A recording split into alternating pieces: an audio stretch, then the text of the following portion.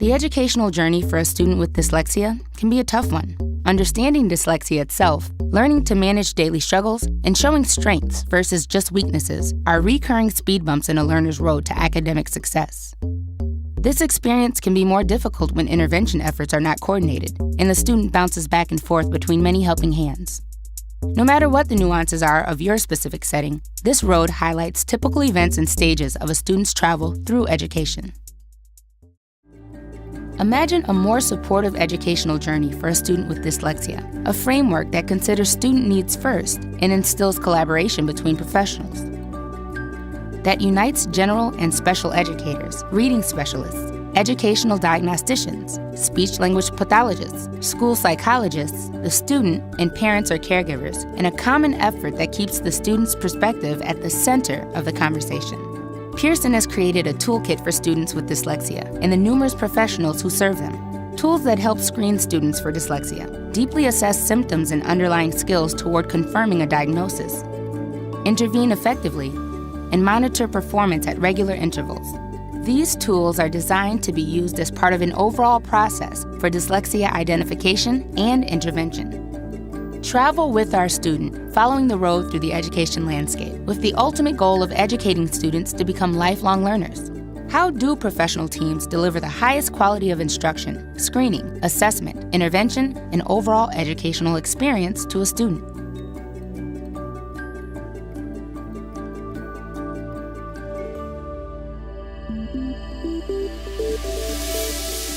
Let's start on the main road itself, the general education classroom. Most students receive some level of the main school curriculum in their day-to-day work. This general education curriculum is also called core or Tier 1 instruction. Classroom teachers engage students in this core instruction on a daily basis. You see that the green lane continues across the roadmap. This is the foundation of the school experience for all students, and for our individual student as well. Screening. Universal screen that leads to targeted screening. Now we come to our first road sign. Universal screening is the place in general education where all students go the same direction. There's one way through universal screening to identify potential learning gaps. Typically, the classroom teacher leads in connection with the school or district administration, because this applies to all students, hence universal. Special education staff may participate at this stage in team-based decision-making or implementation.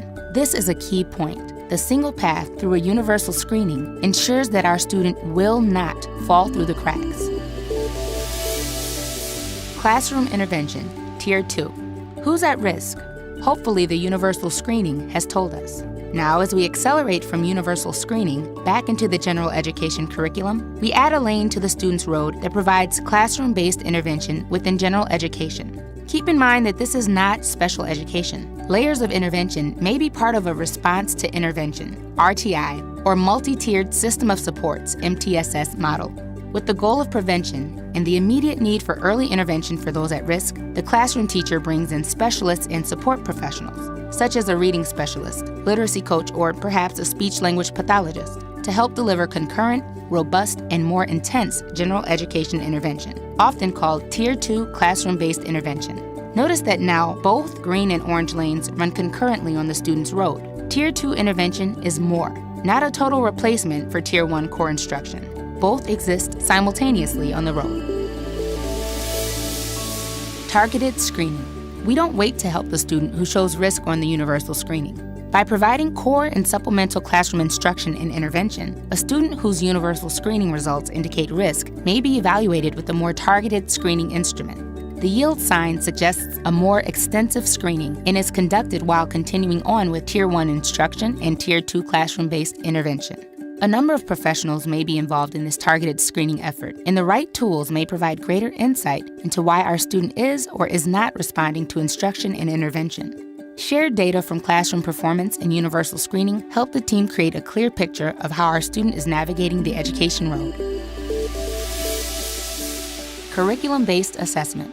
Classroom teachers may slow down the pace a bit to assess student performance in the classroom. This is called curriculum-based assessment. The 30 miles per hour sign represents a pace by which the student can take a look around while traveling in order to see more of the landscape. In this case, a classroom teacher uses assessment tools that are closely tied to the curriculum taken together with universal and targeted screening tasks and combined with reported performance in Tier 1 instruction and Tier 2 classroom intervention, a foundation of data takes shape for the entire educational team to consider, unique to our student. Traffic light. For students with dyslexia, or for those who may be at risk, a crossroads occurs at some point on the education road, ideally sooner rather than later. The educational team and/or the student turns the light red, stops, and says, "This isn't working. Academic growth is not following expectations. Something more or different is needed." Options from here generally fall into two categories: a 504 evaluation and plan, or a special education evaluation and individualized education plan, or IEP. These may feel like temporary detours in the road, but they each serve a purpose that can benefit our student. 504 plan. When a student has a disability, such as dyslexia, that limits their ability to access instruction, a 504 plan is often considered. A 504 evaluation and potential plan allows a student to receive various accommodations for a disability, such as dyslexia. A 504 plan is about access to the general education curriculum. It is designed to prevent discrimination against students with disabilities in general education. While the student is still next to the main road, a loop through this detour may bring the student back to the road with additional accommodations or modifications to the general education curriculum, such as extra time on tests, a scribe for note-taking, or read-aloud texts to support difficulties with reading, writing, and spelling. All education professionals may participate in a 504 evaluation and planning process with the student and family or caregivers. As we complete the traffic circle to get back on the main road, notice that there is no change to the Tier 1 core instruction and Tier 2 classroom-based intervention, and a 504 plan does not include additional intervention services. 504 attempts to change the environment around the student. Special education assessment. A different turn off the main road, in a different direction from the 504 route, is the special education referral and comprehensive evaluation process. The full team of education professionals comes together with the student and family or caregivers, once again, around this alternate loop. Following a referral, each professional contributes to the evaluation process using multiple assessments of differing types and samples of academic work and behavior.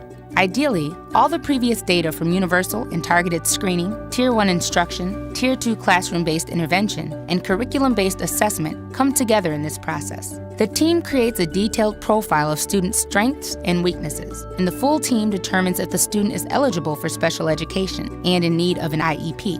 While accommodations can be continued, the focus of the IEP is on specialized intervention tailored to our students' individual learning profile.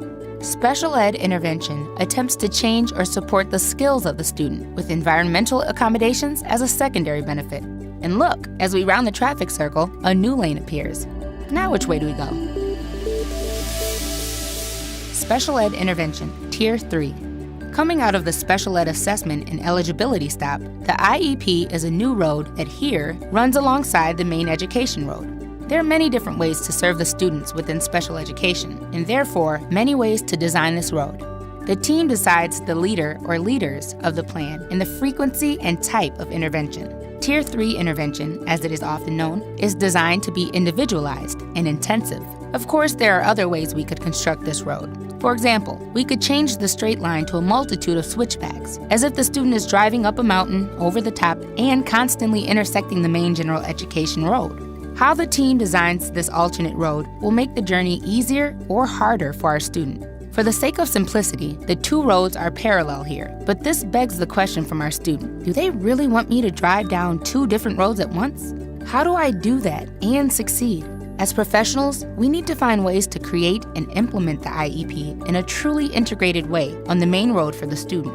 Unfortunately, too often they are parallel paths like this, which create the effect of potholes to drive over, a bumpy educational experience. Instead, a tight collaborative road between general and special education with the best instruction and the most support makes a smooth path ready for acceleration. Monitoring. However the road is constructed, our student and the education team needs to give and receive feedback on how things are going. Progress monitoring, when done well, allows the team to take frequent and collaborative snapshots, like you might do at a scenic overpass. As the student travels by, each professional collects current performance data from general and/or special education work, and the team assembles a collage of student performance.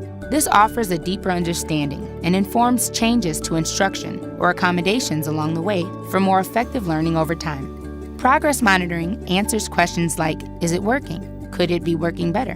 What do we change and how? While 2 scenic overpasses are placed here on this road, monitoring happens all along the way. The team requires a good system and process for creating each collage and reviewing with our student. Finally, when all is said and done, the goal of the student and the journey is graduation and becoming a lifelong learner. Using an interdisciplinary approach like this, K-12 students with dyslexia can be identified earlier and assessed and guided in a way that saves time. It ensures progress and clearly defines what's working or not working. This framework allows clinicians and educators to see the student's view of the road, considering the detours and potholes in the road that can slow or confuse progress, but also highlighting how success can happen when the team works together. What this means for our student is greater confidence in their educational experience. The Pearson Dyslexia Toolkit, empirically validated products and services designed to support the process of dyslexia identification and intervention and help students with dyslexia and the professionals who serve them find a better way forward. With the right tools and an effective process in place, the educational journey instills confidence in students and educators and leads to greater academic success.